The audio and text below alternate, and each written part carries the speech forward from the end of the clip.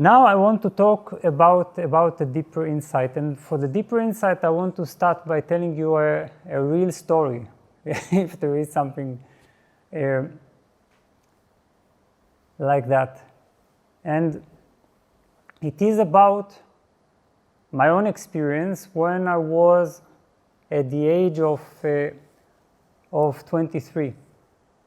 At the age of 23, it was in the summer. It was 22 years ago, which means that you now can tell my age. And so at that age, I 2 years before I met a certain spiritual teacher who was my first teacher. And this first teacher, I started by communicating with him quite suspiciously. I didn't feel so inclined to enter an intense relationship with the teacher. But when I determined to enter this kind of communication, I took it very seriously. So then I went to a silence retreat. And in this silence retreat,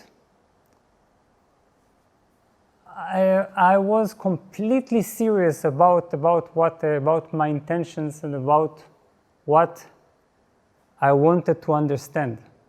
And this teacher became my constant meditation. It became my constant meditation, and I kept looking at him and trying to understand this phenomena. What is it? When he sat there on the chair and he said, "This chair is empty," then I devoted all my energy to understand what that could mean, that a person sits on a chair and says this chair is empty. Because this meant that what I'm looking at, that I'm deceived by ordinary appearance, as we said this morning. So this chair is empty. So I kept trying to understand, who is he? And what is behind this physical appearance? And I tried with all my mind to put my head in this mystery.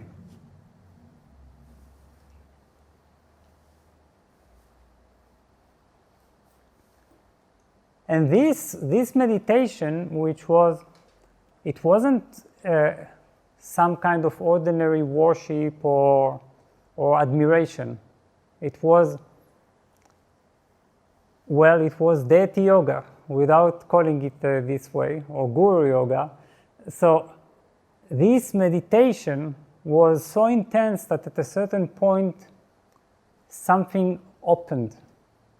And what opened was that suddenly this phenomena that was single and individual, that was my teacher, exploded. It exploded, and it was everywhere. At the beginning, the name of the teacher is Tiohar. So at the beginning, I simply found Tiohar everywhere. You see, wherever I looked, I saw him. Now it wasn't not that I saw him physically. I felt that he was everywhere. He was everything. Everything I could lay my eyes on. That was extremely ecstatic. It was a bit like falling in love, because you know what happens in falling in love? That sometimes the world disappears. It disappears to us, and we basically see nothing except for our beloved. So wherever we walk, we are blind to the world, and there is only the one that we love so much. Of course, this wasn't a personal experience, and it didn't contain the self-enhancement or possessiveness that falling in love contains.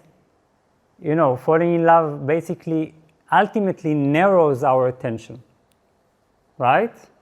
But here it widened the attention without limit. But then wherever I walked, the rocks, it was in the desert and the sea, so wherever I walked, the rocks, the people, the sky, and also after this retreat, wherever I walked on the street, it was there. And there was absolutely nothing personal about it. So that was extremely ecstatic, and at a certain point, it didn't have a name anymore.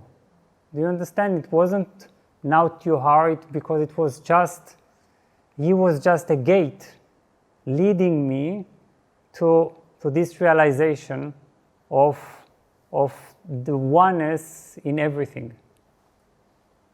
So then it became more abstract, without a name, without an individuality.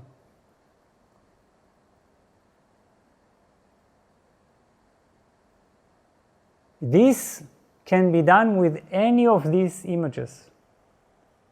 You start with the image, but then when you put your head into it, you're telling yourself, yes, but this is not like I'm looking at a personality.